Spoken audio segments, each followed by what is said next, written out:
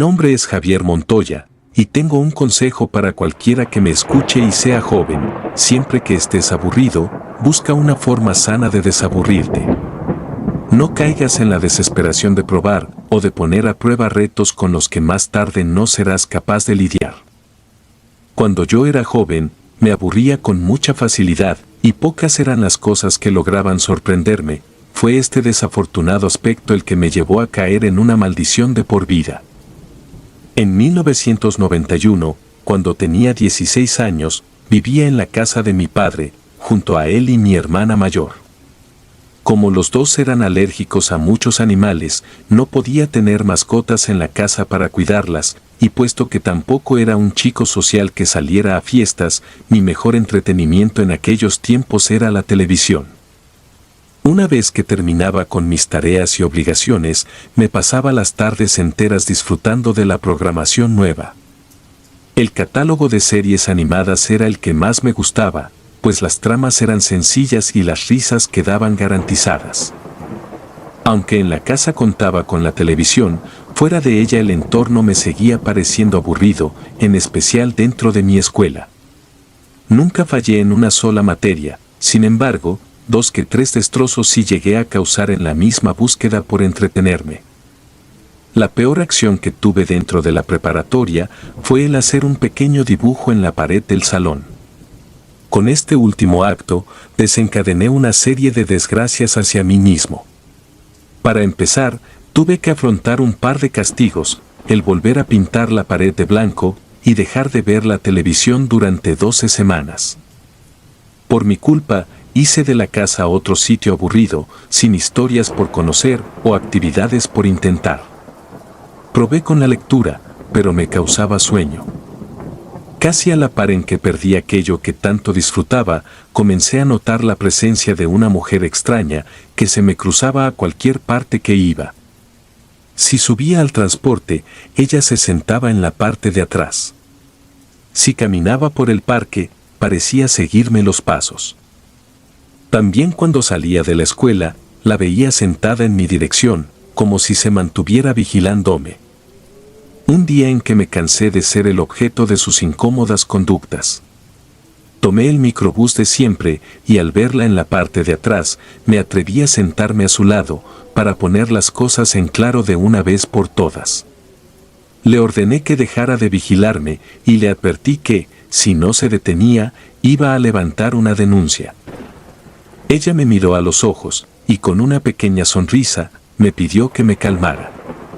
Al verla de cerca, me di cuenta de que su semblante era colorido y no tan pálido como me parecía a lo lejos. No le pregunté su edad, pero sospeché que de unos 25 no pasaba. Su nombre era Alma. Sin esperarlo, sostuvimos una plática muy agradable sobre caricaturas y videojuegos. Era como si le gustara lo mismo que a mí. El buen rato que pasé me hizo olvidar el disgusto que tuve en días anteriores. Desde ese momento, se volvió una costumbre el que platicáramos en el transporte. De forma gradual, dejó de perseguirme, lo que me llevó a pensar que, tal vez solo lo hacía para llamar mi atención y lograr conocerme.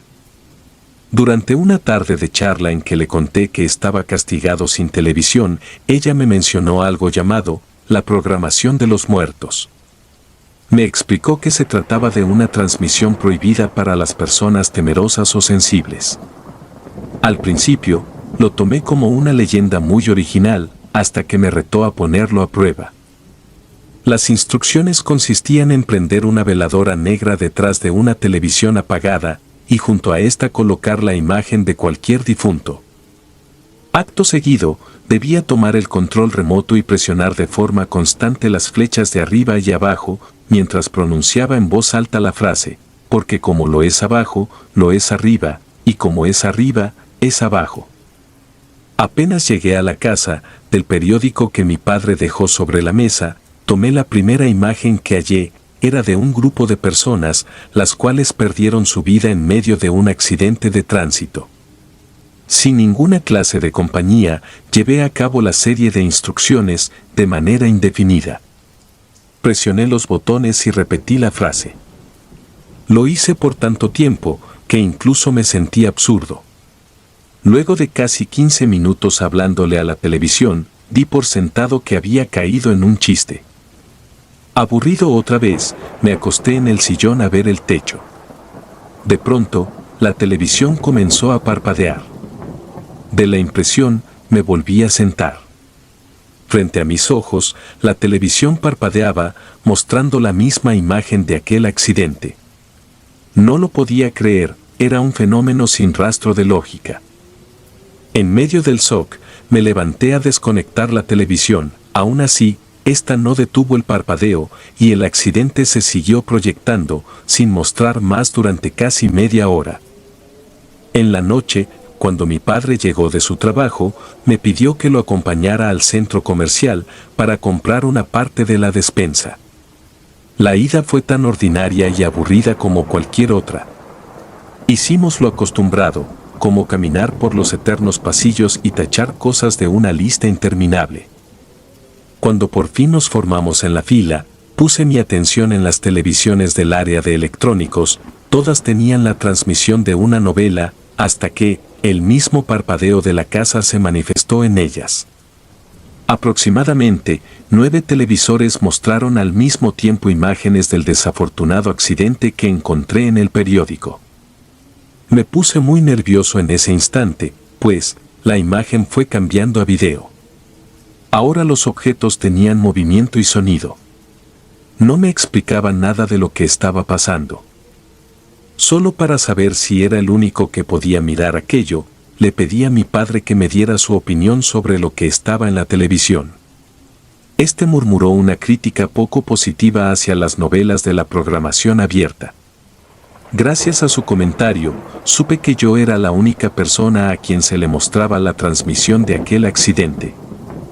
Por más que quise, no pude dejar de mirar. Los autos se estrellaban entre sí, la gente en la pantalla no paraba de gritar, y todo el escándalo emitido por las bocinas crecía con el pasar de las escenas. Horrorizado, tapé mis oídos con ambas manos y cerré los ojos para ya no ver más. Lejos de ser un espectador, sentí la angustia creciente de ser parte del incidente. Para llamar mi atención, mi padre me tomó con fuerza del brazo. Su rostro era de confusión, se veía preocupado. Aunque pensé en explicarle lo ocurrido, no encontré las palabras ni la forma coherente de hacerlo. A la hora de irme a dormir, recordé cada fragmento del video, envuelto en culpa por haber presenciado de más. A la tarde siguiente, en cuanto Alma se sentó a mi lado, le conté la horrible experiencia que tuve luego de llevar a cabo el reto. Ella me dijo que la experiencia no siempre resultaba desagradable e insistió en que volviera a intentar, pero, esta vez, usando como medio la fotografía de un familiar querido. La primera persona que vino a mi mente fue mi abuela Mari.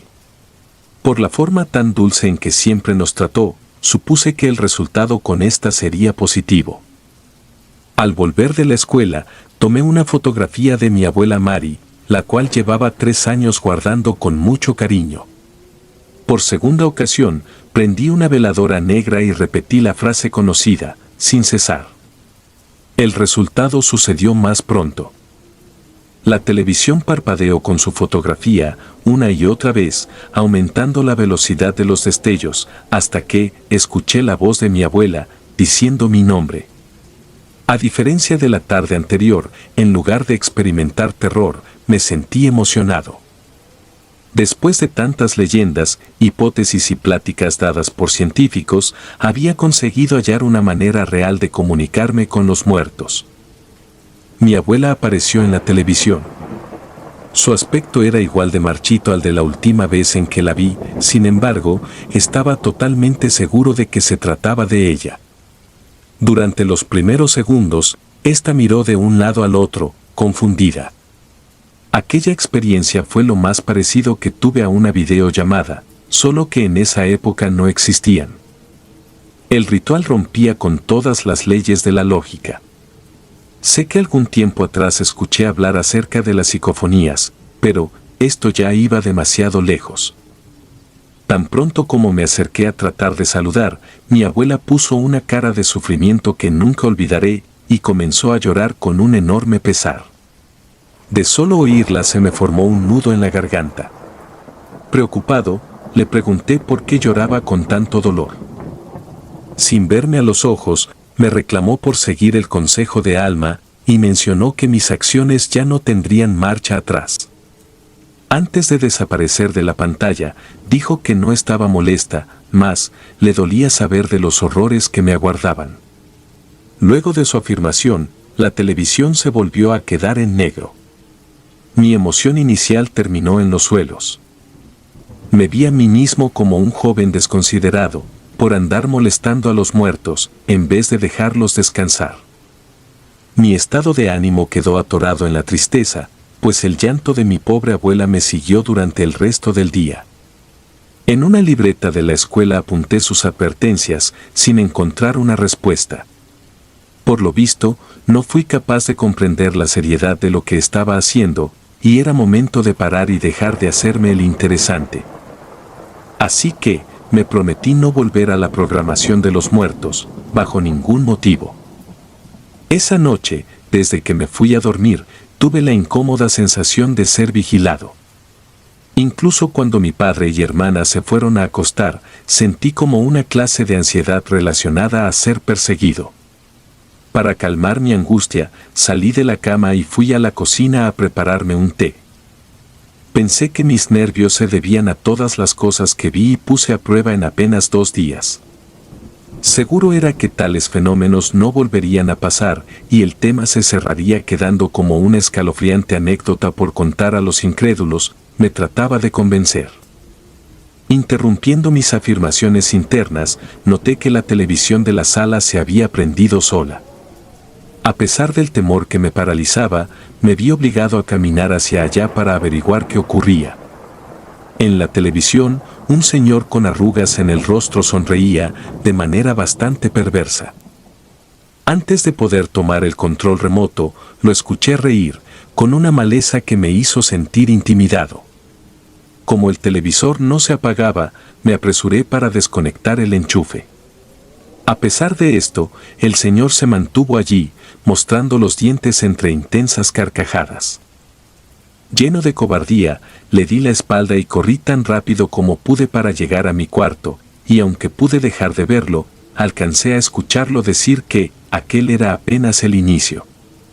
Me cubrí la cara con las cobijas, sin saber qué hacer.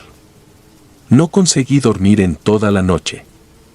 Durante el desayuno, mi hermana me preguntó una y otra vez qué era lo que me sucedía, pero, de nuevo, no supe cómo dar explicación sin que me tomaran por mentiroso. Antes de ir a la escuela, mientras ordenaba mi mochila, una señora de cuerpo quemado se manifestó en la televisión de mi cuarto. Se mantuvo observando lo que hacía, sin hacer la gran cosa, como si yo fuese su entretenimiento. En ese instante, comprendí a qué se refería mi abuela cuando afirmó que me aguardaban horrores. Aquel día me subí con mucha urgencia al microbús. Necesitaba hablar con Alma, era urgente preguntarle si existía algún tipo de cancelación a los fenómenos. Para mi pésima suerte, esa tarde no la encontré por ningún lugar. Me pareció de lo más inoportuno el no encontrarla justo cuando las cosas se salían de control. Hubo algunos instantes en los que temí el no volver a verla jamás. Para guardar la calma, me ponía a pensar que, si era posible expulsar a demonios en base a exorcismos, entonces, alguna solución debía existir al ver muertos en la televisión. De vuelta en casa, los muertos de la transmisión se siguieron sumando. Incluso si apartaba la mirada del aparato y me esforzaba por ignorarlo, aún podía oír sus lamentos y apreciar de reojo sus desgracias. La cantidad de atrocidades que aparecieron en la pantalla fue interminable. Vi a gente morir en medio de desastres naturales y también a niños de ojos hundidos observándome del otro lado. Como el terror se volvió insoportable, decidí sacar la televisión que tenía en mi cuarto y llevarla hasta el comedor. Sin ninguna pantalla alrededor, fui capaz de dormir, por lo menos durante lapsos. En la mañana, mi hermana me pidió una explicación de por qué saqué la televisión durante la noche. En esa ocasión no me importó quedar en ridículo, así que le hablé sobre el reto y los muertos que había estado viendo. Ella no se burló, ni puso en duda mis palabras, no obstante, la vi inquieta por no saber cómo ayudarme. Y, por el hecho de ser el doble de temerosa que yo, ni siquiera se atrevió a poner el reto a prueba. Me aconsejó que encontrara a Alma cuanto antes, o tratara de ir a la iglesia para pedir un consejo. Salí de casa, y en vez de ir a la escuela, estuve caminando por los lugares en que recordaba haberla visto, pero no llegué a nada. Como último recurso, se me ocurrió preguntarle al chofer del microbús que a diario tomábamos. Justo aquí, la situación se tornó mucho más oscura y espantosa de lo que ya era, pues, al oír el nombre y mi descripción de la chica, el hombre se molestó. Dijo que no sabía cómo es que yo había conocido a su hija, pero que le parecía de muy mal gusto que preguntara por ella, siendo que su muerte tuvo lugar 5 años atrás. Al oír esto, se me puso la piel helada y comencé a tener náuseas. Sin decir más, me bajé del transporte para vomitar, creí que me desmayaría. Me sentí tan débil que opté por regresar a la casa. En medio de la soledad y la transmisión de gente muerta que me miraba, me puse a llorar, sin comprender por qué tuve que ser yo el desafortunado en caer.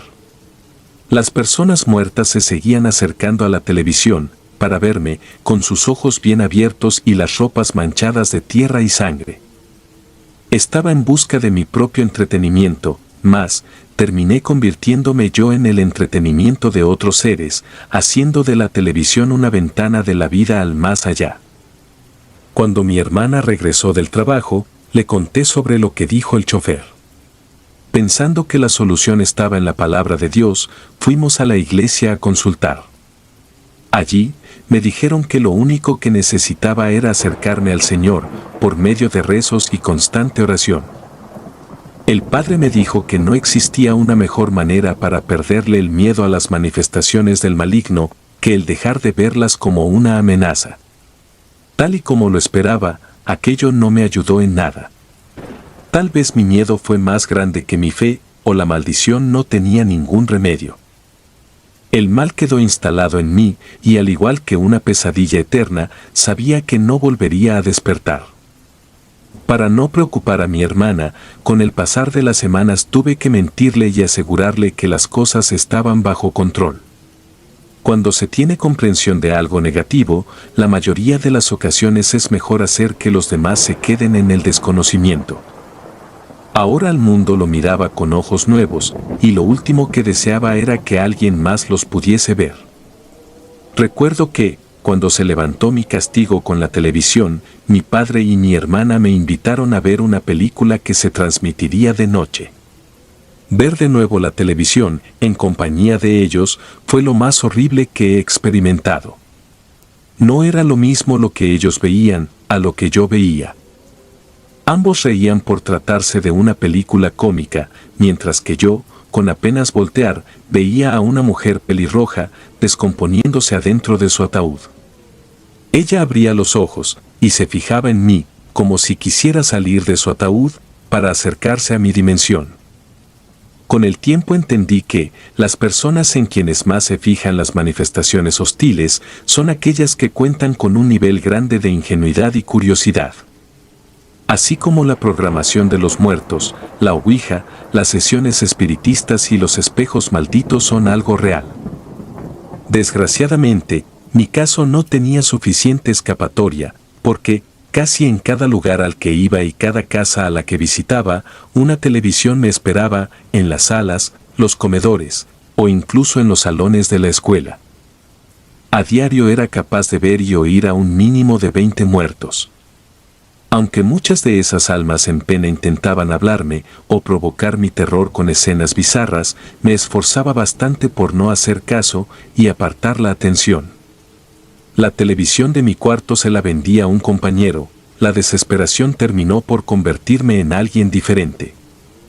Por triste que me parezca afirmar esto, debo decir que el miedo, la angustia y el terror tienen el poder suficiente para transformarnos en algo que antes hubiésemos detestado ser. Esta maldición a la que me condené hizo que las horas parecieran días y las semanas meses. Finalmente, al no hallar un desahogo en los programas que tanto me gustaban, me acerqué a la música y el dibujo. Por fortuna en la radio no había intervenciones y las hojas en blanco brindaban 1000 posibilidades por plasmar. Ya que no hablaba con nadie sobre mi maldición, cuando necesitaba despejar mi mente de todas las atrocidades, solía ilustrar algunos de los muertos que me molestaban. Odiaba hasta lo más profundo de mi ser a aquella nueva visión de la vida y la realidad, pero mi camino debía de continuar. En 1993, ya con 18 años de edad y la resignación como un estilo de vida, conocí a Mariela, mi esposa. Mariela era mi compañera en la Facultad de Artes y Diseño. Parecía que todo en ella era perfecto, de no ser por un detalle, era fanática del cine y la televisión. Invitarla por un helado era sencillo, pero aparentar tranquilidad durante la reproducción de un VHS siempre fue una tortura. De todo el contenido que estaba a nuestro alcance, Mariela afirmaba que le gustaba el terror. Sin embargo, con el tiempo me di cuenta de que aquello no era del todo cierto. La vi ponerse nerviosa con la mayoría de las películas y aún así las miraba, casi como si se obligara a hacerlo. Cuando le pregunté por qué lo hacía, ella me explicó que entendía al miedo como una clase de emoción necesaria en el ser y comparó el ver una película de terror con el acto de subir a una inmensa montaña rusa, pues, en ambos casos, las cantidades de adrenalina liberadas eran enormes. Una noche en que ésta se quedó a dormir en mi casa, insistió en que fuéramos a la sala para ver al menos un episodio de la última serie que se transmitía a esa hora. Pese a detestar la idea, ahorraba más tiempo soportando que explicando. Alrededor de los primeros 15 minutos de programa, ésta se quedó dormida, por lo que aproveché para apagar el televisor y dirigirme a la cocina por algo de cenar. Antes de llegar allá, oí a una mujer decir mi nombre a mis espaldas. Mi pecho dolió entre punzadas al reconocer que no se trataba de la voz de mi novia. Sin siquiera mirar atrás, mi cerebro me llevó al frío recuerdo de otra mujer. Sonaba como la voz de Alma. Se trataba de Alma. Cuando me atreví a mirar, allí estaba ella, con una piel grisácea y un par de moretones en el cuello. No era como la recordaba. Sin controlar mis impulsos, caminé hacia la televisión y comencé a reclamarle por haberse metido en mi vida. Lo único que ella hacía era reír y burlarse. Desesperado, me puse de rodillas frente a la televisión y le rogué porque me explicara la forma de cancelar el infierno que atravesaba. Actuando como si no me hubiese escuchado, continuó con las risas. Apenas le ordené que se detuviera, quitó la sonrisa de su rostro, mostrando un gesto que reflejaba amargura. Antes de desaparecer de la televisión, dijo en tono serio que, en este mundo, no solo los vivos buscan entretenerse o ser escuchados. En el instante en que la imagen de Alma se desvaneció, sentí la mano de Mariela en mi espalda. No pude evitar reaccionar de forma súbita y apartarme. Nunca había visto en ella esa mirada de confusión. Ella me preguntó con quién había estado hablando. Supuse que escuchó cada una de mis palabras y reclamos. Pidiéndole que no se lo tomara a mal, le dije que era pronto para explicarle uno de los aspectos más negativos de mi persona. Por otra parte, le aclaré que entendería a la perfección si decidía dejarme de hablar, por lo que acababa de presenciar. Mariela no dejó de hablarme, pero insistió en que, tarde o temprano, estaría aguardando a una respuesta. 2 meses pasaron de aquel último suceso y en ninguna ocasión se atrevió a tocar el tema o preguntar al respecto. En 1994, con el estreno de una ambiciosa producción de acción, mi novia me pidió que fuéramos al cine. Al principio pensé en negarme, mas temí que esa decisión significara el principio del fin junto a ella. Con un refresco en mano y su cabeza apoyada en mi hombro, observé las luces de la sala apagarse. La película inició con un repetitivo y molesto toque de piano. Al fondo de la escena, un hombre con los ojos vendados aplaudía. supe que, en la pantalla, no se me mostraba lo mismo que a Mariela. El hombre de los ojos vendados se aproximó lo más que pudo y procedió a hablarme desde su obscura dimensión. Como una presentación bizarra y burlona, anunció que estaba por presentarme mis diversas posibilidades de morir. ¿Cuál coincidencia escalofriante? Mariela y el público de alrededor rieron. Supongo que la película original incluía un chiste en la entrada. Una parte de mí quiso ignorar la desagradable proyección, pero la otra simplemente no podía apartar la vista. El hombre comenzó a mostrar videos inexistentes de mí, falleciendo en formas aparatosas y desagradables. No sé cómo pudieron crear aquello. Me vi a mí mismo morir asfixiado, arrollado e inclusive intoxicado. Mi terror se transformó en pánico, y justo cuando pensé que no podría empeorar, en los videos empezaron a aparecer escenas que involucraban la muerte de Mariela. Sin pensarlo, la tomé de la mano y abandoné la sala con ella. La hora de darle una explicación había llegado. Para entablar el tema, la llevé a mi casa y, estando en mi habitación, le pedí que mantuviera una mente abierta ante lo que estaba por oír. A pesar de que los hechos eran breves de contar, las explicaciones debían abordarse con detenimiento. Ni siquiera yo mismo creí en mis propias palabras. Durante el tiempo en que le hablé del tema, pensé que, si al término de la conversación mi novia seguía a mi lado, entonces me hallaba ante la mujer indicada, tal vez la futura mamá de mis hijos. En el momento en que no tuve nada más que decir, Mariela se acercó y me dio un abrazo sumamente cálido. Jamás sentí tanto apoyo por parte de otra persona. Ella aseguró que me creía sin un mínimo rastro de dudas. Dijo que no se imaginaba el nivel de miedo al que estaba condenado a experimentar.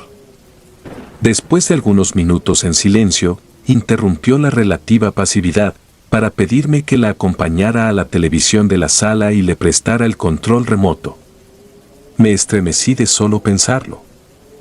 Mariela abandonó la habitación, decidida a llevar a cabo las instrucciones del ritual.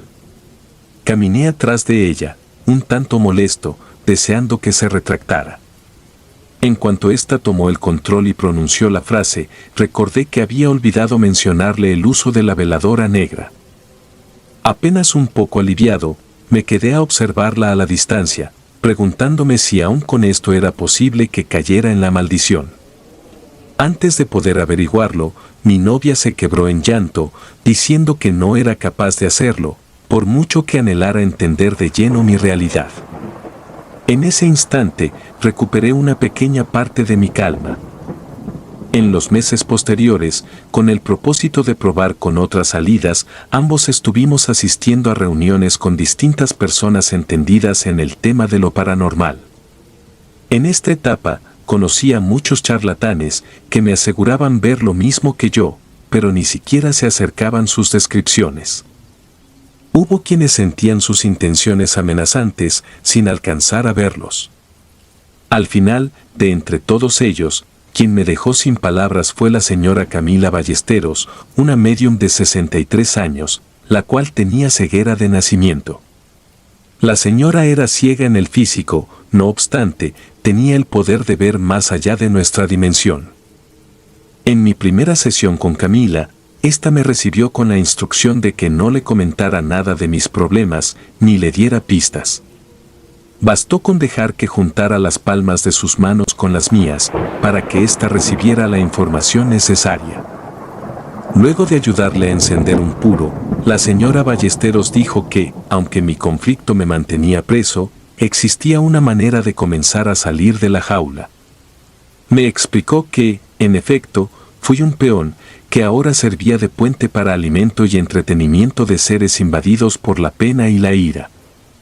Lo que buscaban de mí era justo esa carga de horror y ansiedad a la que diario era sometido, pues, además de darles fuerza, les resultaba entretenido. Por absurdo que suene, ella me dijo que, cuando estas almas carecen de una fuente que les resulte efectiva, marchan hacia otro sitio en busca de su siguiente alimento, por decirlo de algún modo. En teoría, si era capaz de tomar más fuerza ante ellos, al punto de lograr verlos sin sentir inquietud, se alejarían de forma gradual, del mismo modo en que hace la gente viva cuando está aburrida y no hay que los entretenga, o cuando uno tiene hambre y perece de alimento. Su último consejo fue que me grabara en la mente la idea de que ellos no podían tocarme, ni tampoco causarme algún daño diferente al emocional. Las primeras veces en que me enfrenté a ellos, me vi obligado a presenciar escenarios y acontecimientos cada vez más desagradables. Mientras más insistía en hacerme fuerte, los muertos iban subiendo su apuesta. Creí que, luego de 2 años de verlos a diario, ya estaría preparado para enfrentarme. Debo admitir que no fue en absoluto sencillo, sobre todo porque la mayoría me amenazaba de muerte. Buscaban intimidarme haciendo mención de la fecha y hora exacta de mi muerte. La única cosa que me ayudaba a volver en mí era el esmerarme por recordar los consejos de la señora Ballesteros. En una de esas noches, en que los accidentes, las muertes y los gritos de los difuntos se mostraban en serie y sin pausa, decidí que me sentaría a mirar aquello por horas, interpretándolo como otra producción de cine, y ya no como una detestable realidad. Al paso de 1 año, las manifestaciones se redujeron de forma significativa. De vez en cuando aparecían cosas extrañas en la televisión, pero ninguna lo suficientemente atroz como para superar a las demás. Como cualquier persona normal, continué enfocándome en mis planes. Cuando mi dinero ahorrado alcanzó su mejor punto, me mudé a una casa propia, en compañía de Mariela. Gracias a lo abiertos que fuimos con el tema de las apariciones, decidimos dejar la única televisión de la casa en el cuarto de estudio. De esta forma, si ella quería disfrutar de sus programas, podía hacerlo con toda la calma y sin hacer que me viera involucrado. En esta etapa de mi adultez, me habría disfrutar de cada aspecto que no tuviese relación con una pantalla, y he de decir que fue hermoso. Me encantaría poder decir que así fue como terminó mi historia de sufrimiento, pero todo juego de ajedrez requiere su espacio en negro frente a los recuadros más blancos y limpios. Cuando mi carrera terminó y a Mariela y a mí no nos hacía falta ni un centavo, tomamos la decisión de ser padres. El día en que recibimos la noticia positiva fue el inicio de un nuevo capítulo, el más importante de nuestras vidas, me atrevo a decir. Ni Mariela ni yo quisimos enterarnos de si nuestro bebé sería un niño o una niña, pues la intriga incluso nos alimentaba la emoción. Recuerdo que cada aspecto parecía estar en orden, hasta que marzo llegó, con su calor insoportable y un nuevo motivo para temer. Cuando Mariela llegó a los 7 meses de embarazo, quiso pasar un par de semanas en casa de sus padres, quienes le habían estado organizando una fiesta con motivo de su cumpleaños. La primera tarde en que su presencia hizo falta en la casa, escuché desde abajo el llanto de otro hombre, el cual repetía mi nombre y rogaba por ayuda. Como llevaba tiempo sin oír la voz de un muerto llamarme, de la impresión sentí que el aliento me era arrebatado, mientras que la piel se me ponía helada. Decidí ignorar aquel llamado desesperado, y para mantenerme lo más lejos posible del televisor de arriba, me quedé a dormir en la sala. Al día siguiente, esa misma voz se volvió a manifestar. Desde la habitación, gritó que era consciente de que lo estaba escuchando. Aunque lo quería, no podía seguir actuando desde la cobardía, porque, de seguir allí, de nuevo atraería las amenazas de almas hostiles. Temeroso, subí hasta llegar a la puerta del estudio. Por unos segundos me quedé paralizado, sin dar el último paso. Me horrorizaba el solo imaginar que se hallaba en la pantalla. Justo cuando creció la inquietud por ponernos en riesgo a mí y a mi familia, la voz de adentro interrumpió mis malos pensamientos, diciendo que no buscaba dañar a nadie. Una vez que controlé la respiración, abrí la puerta. En la televisión, un joven de piel pálida y enormes ojeras me observaba. Para mantener la calma, comencé el intercambio de palabras imaginando que era otro vivo, otra persona de mi mismo plano. Entre lágrimas, el chico me explicó que había pasado apenas 2 semanas de su fallecimiento, sufrió un ataque cardíaco, por una afección con la que peleó desde su nacimiento. Al preguntarle cómo es que supo llegar a mí, mencionó que todas las almas en busca de descanso encontraban distintos caminos para comunicarse con las personas que eran sensibles a ellos. Con el pasar de nuestra inesperada conversación, el muchacho me estuvo pidiendo ayuda para hacerle llegar a su madre algo que, para él, era sumamente importante que ésta recibiera. Por primera ocasión, mi maldición serviría como un apoyo a alguien más. Antes de cerrar la conversación, el joven de nombre Carlos me suplicó que siguiera sus instrucciones tan pronto como me fuera posible. Bastaba con verle a los ojos para percibir su angustia.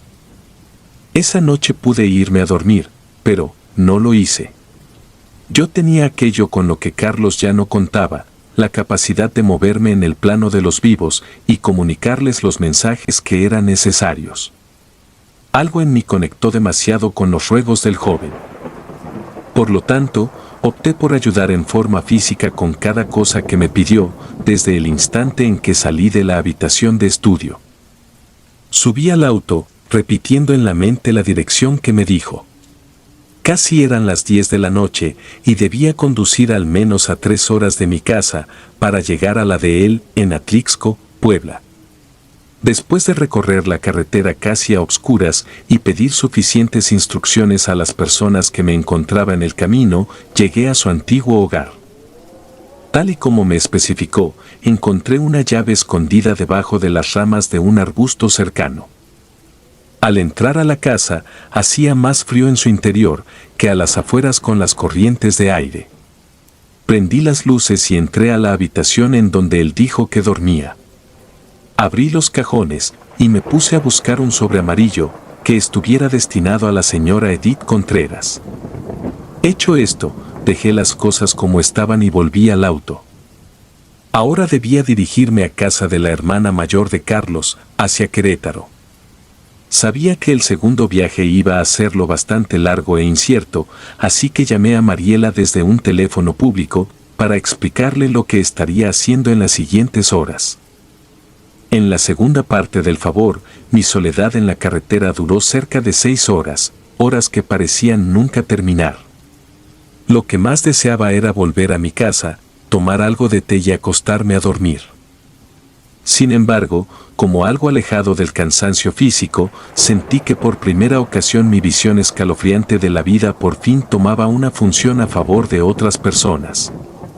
No solo se trataba de brindar algo de apoyo, pienso que, en realidad, se trataba de algo mucho más importante y necesario de lo que apenas lograba entender. Llegué a Querétaro aproximadamente a las 6:20 de la mañana. De nueva cuenta, me perdí por algunos caminos y consulté con personas cercanas hasta llegar a donde Carlos me dijo que debía. La primera reacción de su hermana fue una completa confusión e incredulidad a todo lo que les dije. Por el contrario, la señora Edith, madre de Carlos, me tuvo fe desde el primer momento, pues no halló sentido en que alguien viajara más de 6 horas en carretera solo para engañar a una familia. Ignoro qué cosas eran las que decía aquella carta, pero lo que sí sé es que su mensaje fue lo bastante emotivo y real, como para llevar a ambas mujeres a llorar y sonreír al mismo tiempo. Luego de leer las palabras de Carlos, su madre y hermana me dieron las gracias, afirmando que, a partir de ese momento, enfrentarían sus días con mayor paz, sabiendo las últimas cosas que Carlos tenía por contar a las dos. Antes de volverme a enredar en las curvas de la carretera, para volver a mi casa, la señora Edith me invitó a desayunar y me contó un poco sobre la historia de su muchacho. Al final, me hizo guardar una fotografía de él, como un recordatorio a la esperanza que les ayudé a recuperar. Durante la tarde, cuando por fin solo me hacían falta 20 minutos para volver a mi hogar, me dieron ganas de desviarme de esa dirección y mejor hacerle una visita sorpresa a Mariela en casa de mis suegros.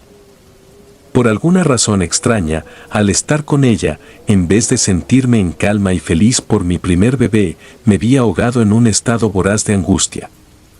El caso de Carlos me hizo pensar en el miedo a la muerte de nuestros seres queridos. De pronto, me aterró darme cuenta de lo incierto que es el tema de la muerte. Nadie sabía a ciencia cierta quién o quiénes serían los próximos en marcharse y en qué forma. Me angustió pensar en mi familia, mi esposa y los que estaban por venir. Me dije a mí mismo que la muerte era como una segunda vida, solo que mucho más tormentosa, obscura y larga. Desde que me notó inquieto, Mariela me insistió en que le compartiera mis inquietudes. Para no mantenerla en las dudas, tuve que ser sincero con ella. Le confesé que tenía pánico de que llegara el día en que tuviese que ver morir a la gente que tanto amaba. Ella me habló del cielo y un descanso, diciendo que la vida era para aprender, disfrutar y ser libres, mas no para caminar día tras día, con miedo a morir. Semanas después, cuando Mariela volvió a la casa, me atreví a colocar la fotografía del joven Carlos detrás de la pantalla. Pensé que, si no lo volvía a ver apareciendo en la televisión, era porque había cumplido su misión y ahora descansaba. Por el contrario, si el chico se manifestaba de nuevo, me desharía de la idea de que hay un lugar de luz y descanso para nosotros, cuando morimos. Me mantuve una media hora frente a la televisión, nada apareció. Al día siguiente hice lo mismo y la televisión se mantuvo igual. Sonreí al no verlo otra vez, pues significaba que, en efecto, los muertos tarde o temprano encontraban su descanso. Descubrir esto fue crucial para enfrentar mi nueva vida como padre. Me sentí afortunado por ver que no todo en la realidad era tan oscuro y problemático como me lo hicieron creer en la programación de los muertos. Después de todo, comprendí que esas apariciones que me dejaron aterrado en la adolescencia eran las almas de gente atormentada, la cual aún no alcanzaba la forma de seguir con su camino. Con el nacimiento de mi hija Viviana, mi vida tuvo un nuevo punto de partida. 5 años después, recibí a mi segundo hijo, del mismo nombre que yo, Javier. Mariela y yo acordamos que nunca les hablaríamos sobre la programación de los muertos, a menos de que en alguna circunstancia lo viésemos como algo necesario. Mis 2 hijos fueron creciendo en un ambiente óptimo y lleno de salud. A pesar de ello, uno de los 2 me mantenía más en alerta que el otro, y esa era Viviana. Ella me recordaba mucho a cómo era yo de inquieto e inconforme con la diversión de alrededor. Pero, en el caso de ella, en lugar de tener inclinación hacia los programas de televisión, se mantenía en constante investigación de temas paranormales. Le gustaba el terror, leer en la madrugada libros de hechizos e investigar sobre la vida después de la muerte. Dada su forma de ser tan curiosa hacia lo oscuro, muchas veces pensé en platicarle sobre mi pésima experiencia, derivada del aburrimiento y la curiosidad. Sin embargo, siempre preferí dejarla recorrer sus propios caminos, aunque, eso sí, poniendo mis límites en la casa. Un día de muertos, a unos amigos suyos de la secundaria se les hizo divertido traer una ouija a la casa. Tan pronto como vi esa cosa, les dije que bajo mi techo no se jugaría ni a eso, ni a nada que tuviese similitud, y mejor terminé por conseguirles una consola de videojuegos. Los chicos me vieron como alguien exagerado, sin saber que los estaba protegiendo de ser torturados. A un mes de aquel evento, comencé a percibir en mi hija un comportamiento bastante diferente. De pronto, ya no hablaba de cosas de terror, no leía los mismos libros y ni siquiera quería ver la televisión junto a su hermano. Sabía que algo no estaba del todo bien. Supongo que el destino fue un poco amable conmigo, pues, la respuesta a mis inquietudes se resolvió durante una madrugada. Mientras yo salía del baño, la escuché hablando sola, en el cuarto en donde antes estaba el estudio. No sé cómo podría explicarlo, pero una clase de sexto sentido se activó en mí en ese instante, y sin siquiera ver lo que ella estaba haciendo, supe que algo perverso la molestaba. Entré al cuarto, y allí estaba Viviana, hablando frente a la televisión apagada. Lo primero que hice fue sacarla de allí y preguntarle cómo es que llegó a saber de esa práctica. Mi hija me contó que una amiga que conoció afuera de la escuela la había retado a hacerlo, y cuando obtuvo un resultado, ésta no volvió a aparecer. Mi estómago se revolvió al oírla pronunciar el nombre de su dichosa amiga. Alma. Sin importar cuánto me esforcé por no hablar de esto, ni enseñarles a otros la forma de hacerlo, llegó el momento en que tuve que hablarle de mi propia experiencia a mis hijos. Pese a que la maldición ya no me afectaba del mismo modo que a un inicio, no tuve otra opción más que volverme a adentrar en ella, para enseñarle a Viviana la forma de enfrentarse a los muertos. En la actualidad, mis 2 hijos están bien, y ninguno es atormentado por estos seres. Ir rescatando a mi hija del horror en la programación de los muertos, no fue del todo sencillo. Pues, a pesar de conocer las herramientas y guiarla, el enfrentamiento y exposición constante a estos seres le costó a Viviana noches sin dormir y llantos frente a la televisión. A partir de aquí, acordamos el hablar de esto con las futuras generaciones de la familia, tan pronto como éstas tengan una edad para comprender el problema. Hasta el día de hoy, en 2023, nos encontramos bien. Parece que lo que se haya oculto después de la vida, continuaría siendo un misterio, una interrogante infinita para nosotros los vivos. El único aspecto que hasta la fecha no me logro explicar es por qué el espíritu malintencionado de Alma decidió manifestarse con mi familia. No sé si habrá un día en que conozca esa respuesta. Mientras tanto, espero que no se le aparezca a cualquiera que esté oyendo esto. Si te gustaron los relatos, me gustaría que me apoyaran con un like o haciendo un comentario, ya que eso nos ayudaría bastante. Y si no estás suscrito o suscrita, te invito a que lo hagas para que no te pierdas lo mejor de relatos de terror. Sin más, gracias. Relatos escritos y adaptados por Dea Martín.